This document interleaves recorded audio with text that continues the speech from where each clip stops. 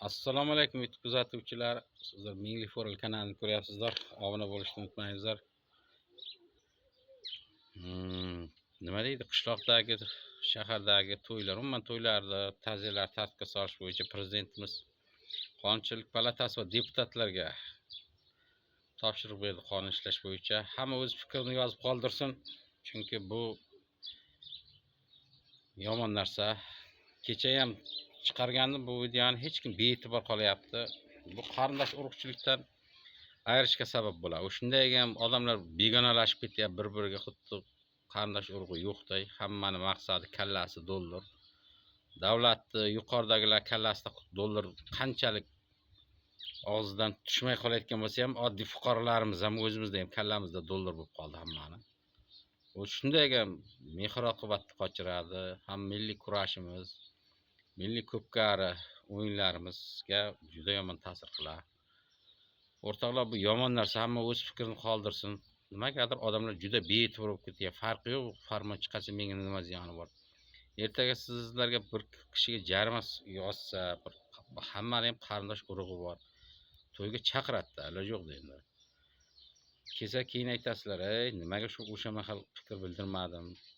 kanallarda ko'rganda yoki boshqa narsa qilganda. Hammaning ham orzusi bor. Masalan, bitta farzandingizni Masalan, men ikkita farzandim bo'lsa, ikkita farzandimning ikkita farzandim qancha oshnasi bor? 10 tadan 20 ta. Birovga masalan uylantiradigan bo'lsam, unisi ham bunisi ham oshnalarni chaqiradi.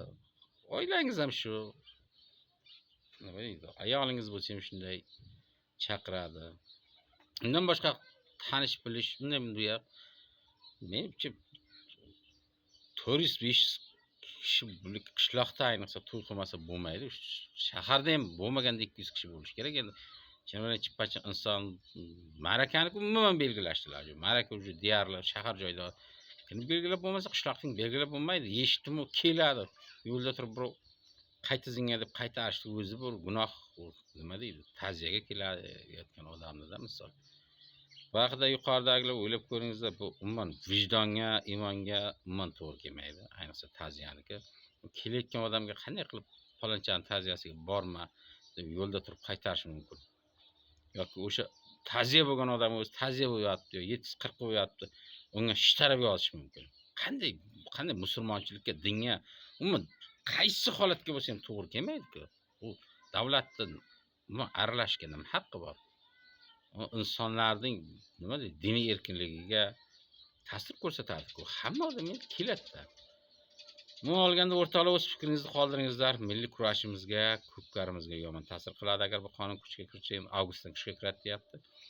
Keyin ta'ziyalarga ham, bu shunday ham qarindosh urug'chilikka ham, oshna og'aynichilikka ham, umuman bir-biridan odamlarning mehrini uzdirishga olib keladi. Men shaxsiy fikrim shu.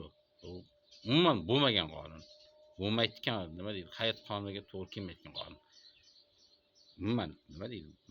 O'ylab qarasalaringiz, umuman mantiqqa to'g'ri kelmaydi. To'g'ri, 30 ming, 40 ming dollarlik to'yni qilsin, keyin 5 qo'lni og'ziga tiqqan yuqoridagilar nima deydi?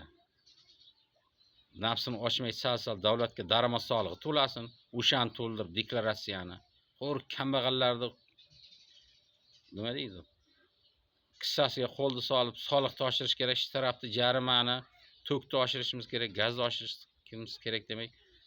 Sal imonlaringni bir keltirib sizlar ham bir davlatga soliq to'langlar. Hammalaring taglaringda firma bor, bolalaringizda bilmaydi, birov tekshirmaydi sizlarning idoralaringda, birov korxonalaring tekshirmaydi, qo'rqadi. O'shalarga o'zi xudodan qo'rqadi ekansizlar, ya'ni imonli ekansizlar, xalqni o'ylaykansizlar. Bir daromad deklaratsiya to'ldiringlar qani, mana 3 oyga yaqinlashdi prezidentimiz aytganiga. Nima hech to'ldirmaysizlar? To'ldiringlar mana, ko'raylik, sizlar vijdonli ekansizlar, xalq vijdonsiz ekan mayli. Bilmadim, sizlarni umuman tushunmay qoldim sizlar qilayotgan ishlaringni. Bu qonun agar kuchga kirsa, xalq uchun milliylik yoki kurash, ko'pkari hamma narsaga yomon ta'sir qiladi. Ammo o'z fikrini qoldirsin.